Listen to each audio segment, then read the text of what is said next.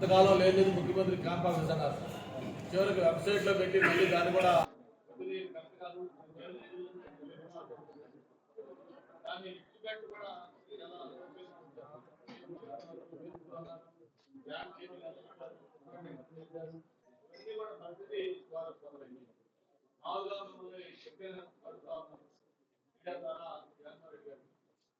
ఆ రోజు ప్రజావేదిక చేసినప్పుడు ఆయన చెప్పిన కారణం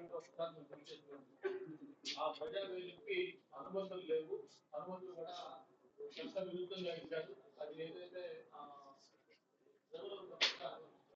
ఆ రివర్ కి సంబంధించి ఆ వాటర్ లెవెల్కి సంబంధించి ఇది కూడా కొన్ని అనుమతులు పొందలేదు కాబట్టి దీన్ని పూర్తి చేస్తున్నామని చెప్పని ఈ ప్రపంచంలోనే మొట్టమొదటిసారిగా ప్రభుత్వ భవనాన్ని ప్రభుత్వం కూల్చివేయడం ఒక జనవరి గారి నాయకత్వంలో ప్రజావేదిక ద్వారా రుజువైంది. మరి ఆ రోజు దానికి అనుమతులు లేవు అని చెప్పిన దాన్ని అంత అమానుషంగా దాన్ని ఆ విధంగా కనీసం అది నట్టెడ్ బోర్డుతో ఉంటే దాన్ని ఎవరికైనా ఆలోచిస్తే అక్కడ వద్దనుకుంటే దాన్ని ఒక 1 అవర్లో మొత్తం కోర్టులను కూడా తీసేసి ట్రాక్ చేసి కొంచెం నడుకోవచ్చు. అలా కాకుండా దాన్ని విధ్వంసం సృష్టించాలనే ఉద్దేశంతో జేసీబీలు ట్రక్లైన మిషన్లు తెచ్చి దాన్ని కూల్చేసిన విధానం మనకు గుర్తుంది.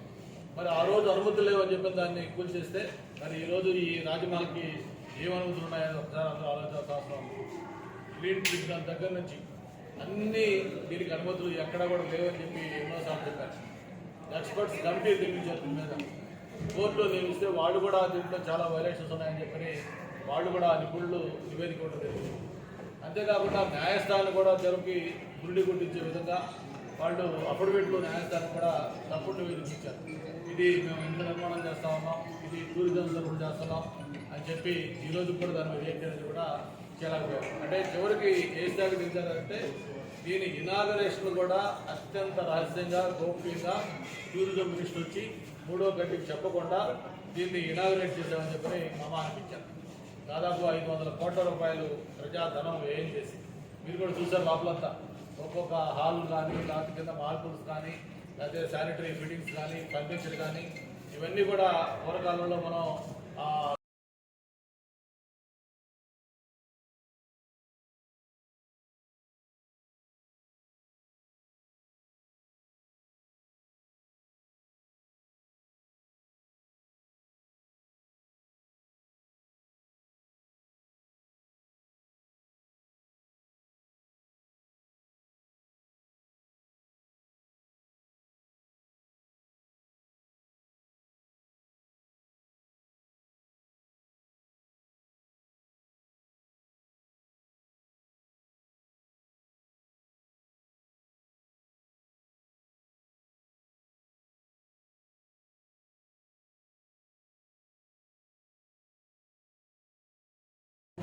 విశాఖపట్నంలో చూడటానికి నాకు ఒక బంగ్లా కట్టాలంటే ఎవరు కూడా మెసేజ్ చేయలేని విషయం.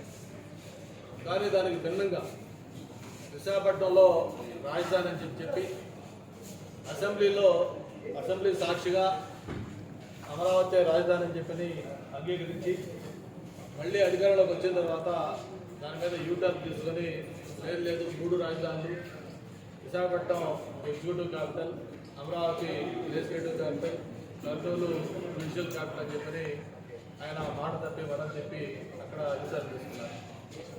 సరే దాన్ని ఎలాగూ న్యాయస్థానాలు అంగీకరించకపోయినా కూడా నేను వచ్చే ఉంటానని చెప్పని ఇక్కడ చెప్పడం జరిగింది. దాన్ని కూడా చూసాం మనం. అనేక వాయిదాలు వేశాడు, అనేక పండగల పేరు చెప్పారు, ముఖ్యమంత్రి చెప్పారు, ఇన్ఛార్జీలు చెప్పారు, మంత్రులు చెప్పారు, ఎమ్మెల్యేలు చెప్పారు, ప్రతి ఒక్కరు కూడా ఏంటి చెప్పారు, ఇదిగో వచ్చేస్తున్నాడు అదిగో వచ్చేస్తున్నాడు. చివరికి ఆయన రాకుండానే ఆయన పదవి కాలం కూడా అయిపోయింది. అయితే దీంట్లో ప్రధానంగా మనం ఎందుకంటే ముఖ్యంగా ఆయన విశాఖపట్నంలో వచ్చి ఉంటున్నాం అని చెప్పని ఏదైతే ఇప్పుడు మనం కూర్చున్న ఈ ఋషికొండ ఒకప్పుడు సప్త ఋషులు ఈ కొండపై నడయాడని ఇక్కడ తపస్సు చేసుకునేవాళ్ళని దీనికి ఒక హిస్టారికల్ ఇంపార్టెన్స్ ఉన్న కొండ.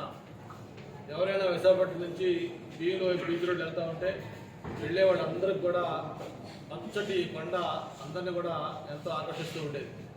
అటువంటి ఒక పచ్చటి ఋషికొండని టూరిజం దీని కింద అక్కడ రిసార్ట్స్ కట్టి ఉంచితే బ్రహ్మాండమైన లాభాల్లో నడుస్తున్న ఆ టూరిజం రిసార్ట్ని కూడా మరి పూర్తిగా డిస్మాంటిల్ చేసి ఇక్కడ అత్యంత రహస్యంగా గోప్యంగా ఈ విలాసవంతమైన రాజమహల్ని నిర్మాణం చేయడం జరిగింది.